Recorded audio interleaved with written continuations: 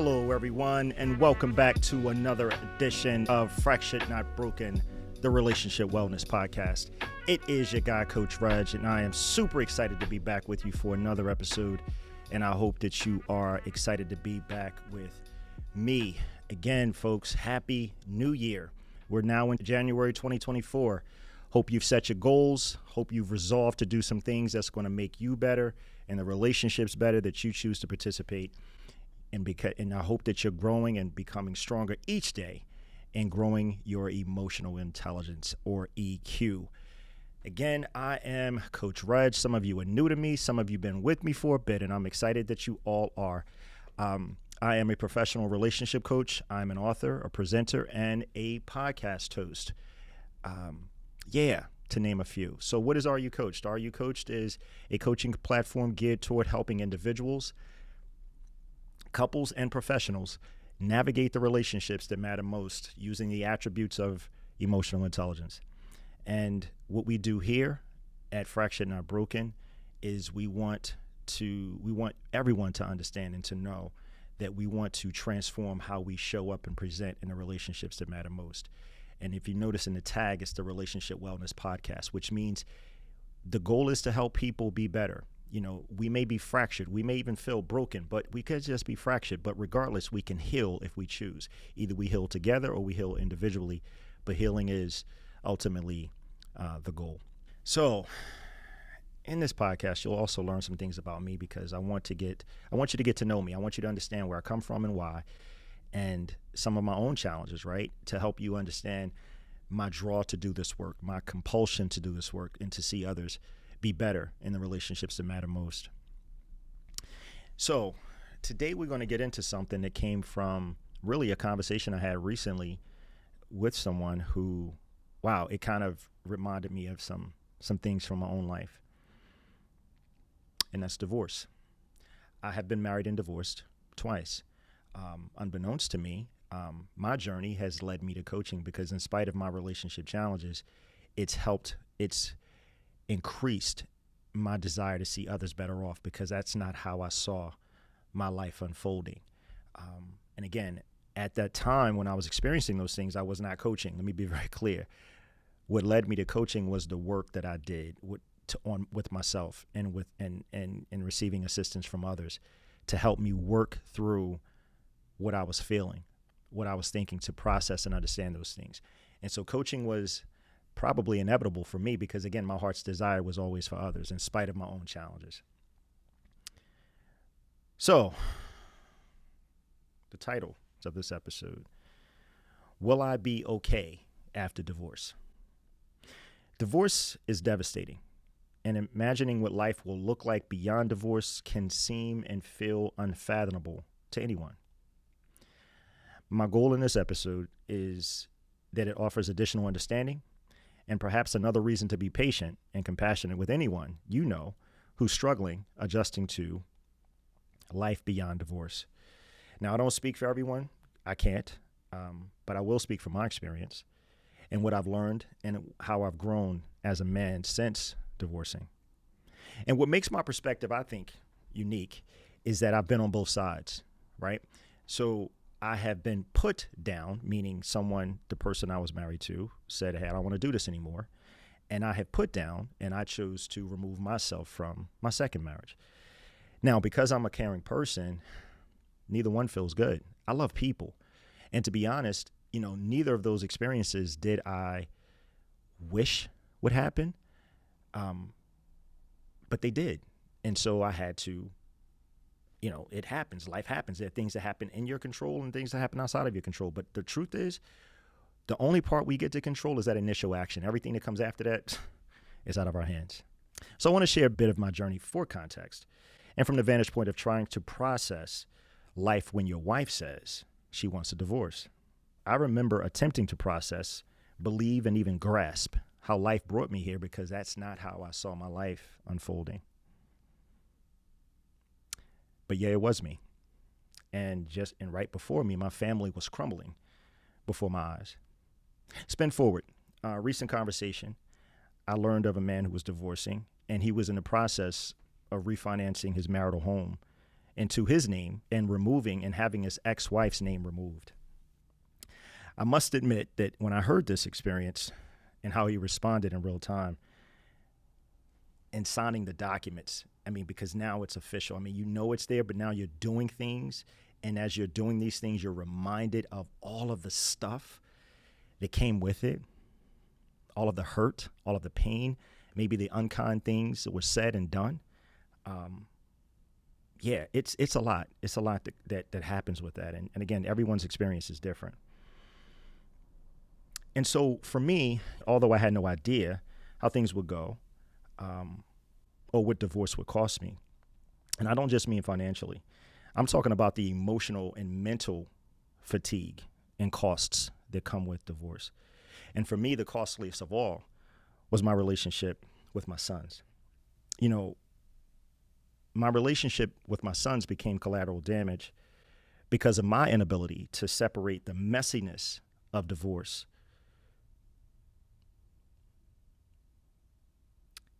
from the importance of ensuring my relationships with my sons remained intact. And those relationships are still a work in progress, so that's not the point here. My point is, when you're in it, it's hard to separate, it's hard to parse because it's very emotional. And clarity seems a far way. My God, not on the horizon. It's like I don't see it because when you're in it, you're in it. And just like that man who was signing the documents, when you have had that experience, it's relatable because now it's what happened to me. How did I feel in those moments? What did I want to do? What was important to me? And oftentimes it's just trying to see straight, because you just can't, it's like utter disbelief. So for those who've been married and divorced, let me ask you, how many of you would have gotten married if you knew someday it would end in divorce? I challenge you to find one. Who would? Because we marry because we believe. We believe it's going to last forever. I think Keith Sweat said it best. Make it last forever. I can't sing, but you know what I'm saying. But no, I can laugh about it now, not from the experience, but I've grown, right? I've dealt with the hurt and the pain that comes with it. And when you're in it, you can't see straight, and it's very difficult. Again, we choose to marry for our own individual reasons. And what I believe, what we have in common is if marriage was our idea, meaning we didn't get married under duress, no one held a gun to your head and said, you're going to get married, okay? Is that we didn't say when we did or chose to marry, we didn't say to ourselves, I'm really hoping someday to be divorced. No. I mean, it defies logic. So the idea, though, am I going to be okay after divorce? You may be asking yourself, Coach Reg, where are you going with this? I promise you, we're going to get there. I promise you. Listen, divorce is scary. It can cause anxiety, frustration, anger, bitterness, and fear, to name a few, and that list is not exhaustive. All of those emotions, along with those not mentioned, can send anyone reeling. Regardless of the reasons for divorce, what we all have in common is trying to figure out the next move. Now, the person who told me the story about the man who was signing the documents to remove his ex-wife's name from it, so he was refinancing it into his name, so their marital home. As she was sharing it with me, I realized that he was speaking aloud what he was feeling. And that's really what I want us to pay attention to. Not in that story and not in mine. It's in our own, right? Ask yourself, am I speaking from what I'm feeling? Is my frustration, is my anger? Where is my emotional balance? Where am I right now? Checking in with yourself. Hopefully you have good people in your life that you can have the conversations with, that they can listen to you, and that they can hear your pain and empathize. And not just say things like, here's a cliche, love this one, and this too shall pass. Number 2, it's always darkest before the dawn. And the third, you're not going to always feel this way. Partially true. Partially true. My opinion. And the reason I think it's partially true is because how we think about things. And this is what I want to get to, folks. You wanted to know where I was going? This is where I'm going. How we think about things, even those things that hurt.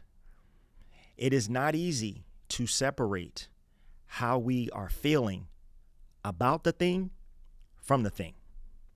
Because that thing, depending on what it is, directly impacts us emotionally, especially if we were invested, particularly and especially in a marriage. And it's even harder when it wasn't your idea. Yeah, this is real. And so adjusting to that, navigating that, thinking through that, it is difficult. It's okay to cry. It's okay to cuss. It's okay to scream, because every emotion imaginable you may uncover and discover about yourself if you ever find yourself or have found yourself in a divorced state or divorcing. Rarely are they amicable. You can be well-intending and say, I want to be fair and I want to do this. But when you start adding other people into the conversation, all of a sudden that good intention goes out of the window, because now you may feel attacked. Who knows what your experience is? I'm not making this, or don't want to make this topic about what we experienced in our respective experiences. What I'm talking about, folks, and what I want you to hold on to is that, yes, those things hurt. Yes, there were feelings that were bruised, damaged, hurt, still hurting. You're still working through, trying to figure it out, trying to understand it. Get all of that. All I'm saying to you is, in order for it to pass, in order for it to get better, in order for it to not always feel this way, it's important how we think. And just because we accept a choice that someone else made that we can do nothing about, or we're striving to, because sometimes that's a bridge too far initially to even get to acceptance, because again, all of those emotions I mentioned earlier, they're real and they're very present. And so what I love about time is that it has a way of softening, or can. But if you're a person who can't get past how you feel, I would ask you to consider how you are thinking. Ask yourself, do my thoughts support where I ultimately want to be? Or are my thoughts holding me in bondage, and I'm allowing my feelings to drive? I'm not saying don't take the time that you need to feel and experience and prayerfully expunge those emotions. It's a process. It's a journey. And again, no one can tell you when you should be done. But it's important to be mindful and balance how you think about the thing, the emotions, and how you're feeling. Do I want to be better? How do I get better? You may need help. You may need coaching. You may need you may need therapy. The point is, you don't have to do it alone. And so there are resources. I told you about a book I wrote. I encourage you to read it. If you're struggling with divorce, read it. If you're struggling in relationships, read it. If you're struggling with yourself and how you think about things, read it. It deals with emotional intelligence. This isn't a feelings proposition. Our feelings give us an indication of where we are. We can measure ourselves based on how we feel about the thing that we see. In this instance, we're talking about divorce. We're talking about a family. We're talking about something that you may have thought that was forever. Say that they're children in part.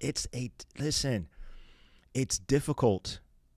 It's difficult and it's not easy, but we have a choice. And we don't have to stay where we are, because we can choose not to. But it starts with how we think. We do not have to be a prisoner to our feelings, folks. That's really the message. That is so the message. How do we get better? It's how we think. See, if we look at our outcomes, right? Let's call them results. Let's kind of reverse engineer that thing. If you are unhappy with your results, Now, I'm not saying right away. I'm saying over time. Once you've been in a space like, God, man, why am I not moving on? And it's okay that you haven't. The good news is that you recognize that you want to. And let's say you settle and you recognize, hey, my habits, my results aren't what I like, aren't what I want ultimately for myself. So how do we get better? We got to look at how we got to your habits. We got to look at how we got to these results. And it's a direct reflection of your habits. Where do habits come from? The things you do. Where do the things you do come from? The way you speak. Where does the way you speak come from? The way you think. So if we want different outcomes, different results, we first got to get this right, folks. See, the way we think speaks to what or better yet, guides and informs what we're going to say. What we say speaks to and informs our actions. Our actions inform our habits. Our habits inform our results. How do we get better? If we don't like those outcomes, we got to get this right. That's all I'm saying. If you need help with that, that's why you work with a coach. That's why you at least take these steps to say, hey, I can't do this alone, and I recognize it. This is more difficult for me than I realize. Hear me, folks. This is not a man thing. I'm a man. It's not a woman thing. It's a human thing, especially if you are divorced, going through a divorce, experienced it, still struggling through it to adjust. It's also for those who are witnessing those we care about struggle to adjust. We all need each other, folks. We do. We need support. Because when you're going through it, you can't see straight. It's hard to hear about, oh, it'll be better tomorrow. Encouragement is wonderful. Don't get me wrong. But when you're by yourself and you're trying to think this thing through and figure it out, yeah, it's more than a notion. And that's why compassion, that's why grace, that's why patience is necessary. Yeah. So, biggest point, guys, is how we think about things. It's not easy, but it's doable. Again, relationship wellness. You might be fractured, but you're not necessarily broken unless that's how you see it yourself. Listen, that's all I got for you, folks. This week, anyway, in this episode.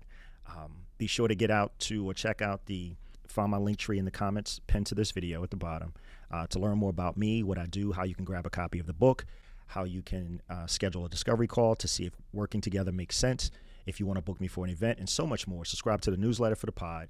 Get out to YouTube and subscribe. Be sure to like, share, and subscribe. If this content is serving and supporting you in your life, be sure to tell other people about it. Yeah, that's the goal, folks, to not just grow for me, but to help us grow together. All right. So listen, I enjoyed hanging out with you. I hope it made some sense. Some of it was scripted. A lot more of it wasn't. But hey, it's all from my heart regardless. I love you guys. And I thank you for rocking with me. Listen, I'll see you next time. It is your guy, Coach Reg. And I love. Take good care.